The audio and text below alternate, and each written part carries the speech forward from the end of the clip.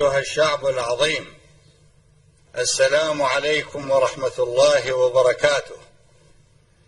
ليس نحن وحدنا، ليس أنتم وحدكم أيها العراقيون من تعرض إلى محنة التساؤل: هل وإلى أي مدى وكيف أقاتل وأناضل وأجاهد إذا ما تعرضت الأوطان مثل ما يتعرض اليوم وطنكم إلى الغزو والعدوان أو لأسباب أخرى؟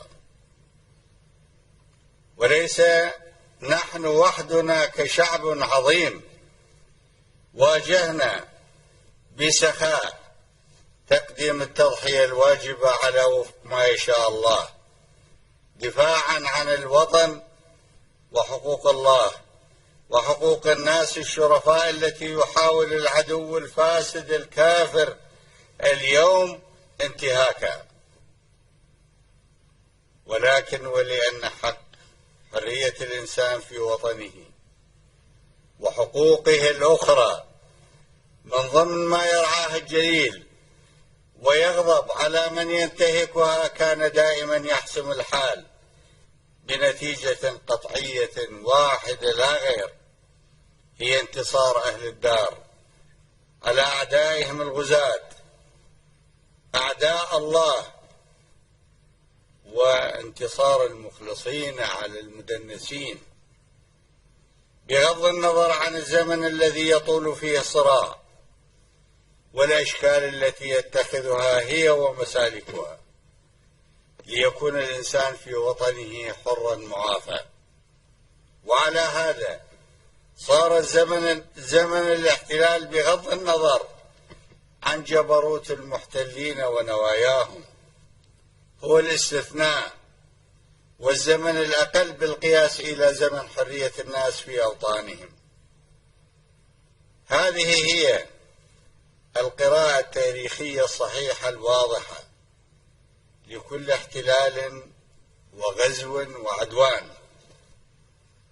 ولكن يبقى التساؤل مثل ما في الأزمنة الماضية الآن أيضا تجاه غزو الطاغوت الشرير لعراقنا الحبيب.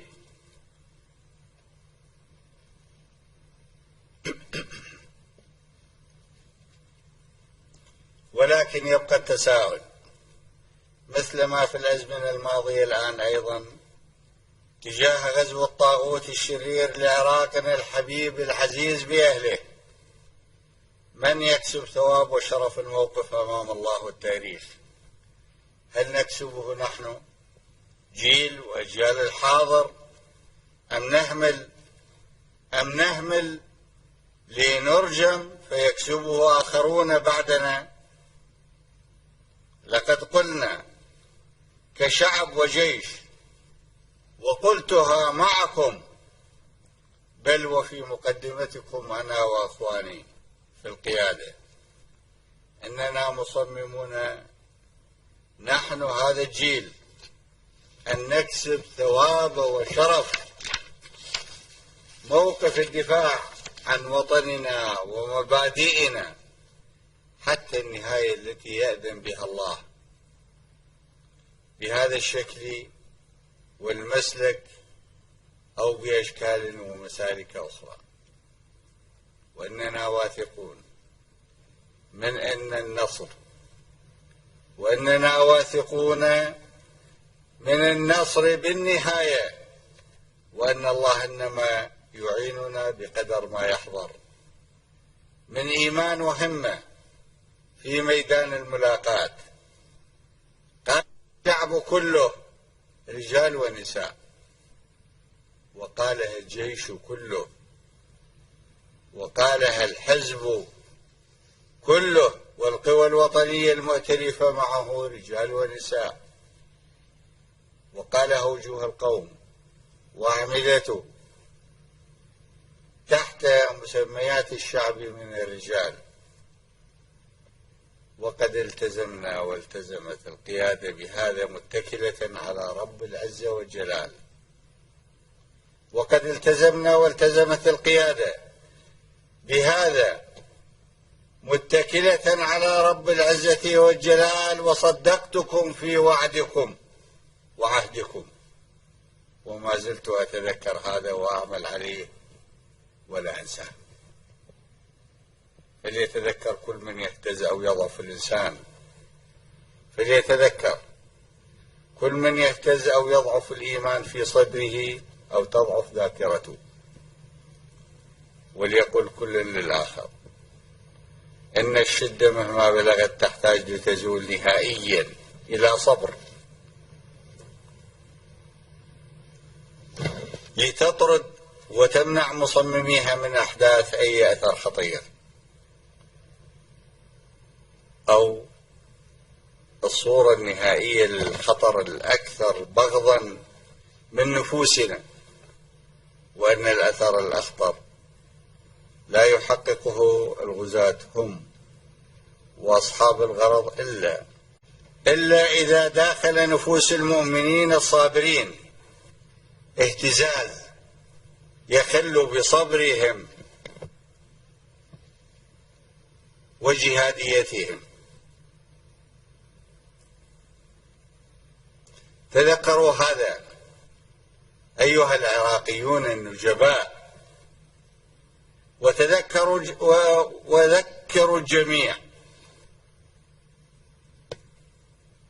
الآن وفي المستقبل بأن أصل الإيمان ما يزرعه الله في القلوب عندما تستعد النفس إليه. وإياكم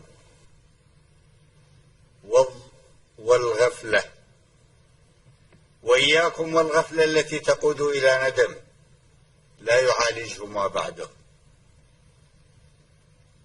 أو الشعور بالعجز الذي يضيع فرصته. ولا تقيموا أوزان أفعالكم على ما يقوله المعتدون ويروج له في الخفاء أو في الدعايات المعلنة المفسدون. وتذكروا الله في أمركم، وتذكروا وعدكم أمامه وأمام كل الخيرين، وأن الله على نصركم لقدير. وعند ذلك وبعد الانفراج الذي يأذن به الله سبحانه يقتطف مع النصر ثواب عظيم هو زاد الآخرة وذخيرة الدنيا الطيبة، وعز يجعله الله مستقر النفوس في الدنيا، وكشارة على بداية المسرى والنتيجة الصحيحتين للأمة كلها. وبعكسه يقيم لا سامح الله الفساد على أرضكم وأرض الأمة كلها، وتدفعون ثمن ضعف من تضعف نفسه فيدوم الضعف فيها، فأنتم أهل المعاني العالية. فمن كبا منكم يستطيع أن يصلح موقفه ورؤيته الآن أو في المستقبل. ومن يطلق قول ضعف ذكروه ليطلق بدلا عنه معنى ودعوة ثبات ويقين واستقرار في الصدور ونخوة عز الأحياء ليس في الدنيا، ونخوة تعز الأحياء في الدنيا وتضمن للأموات الجنة. وأن قيادتكم لو أردتم أن تسألوا عنها ثابتة لا يهزها أي شيء يهز الضعفاء،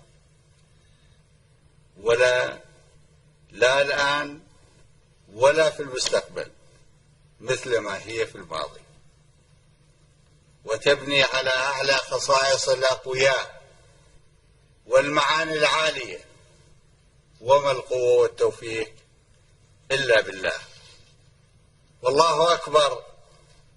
وعاشت أمتنا المجيدة وفدائيوها في العراق ومن الوطن العربي الكبير.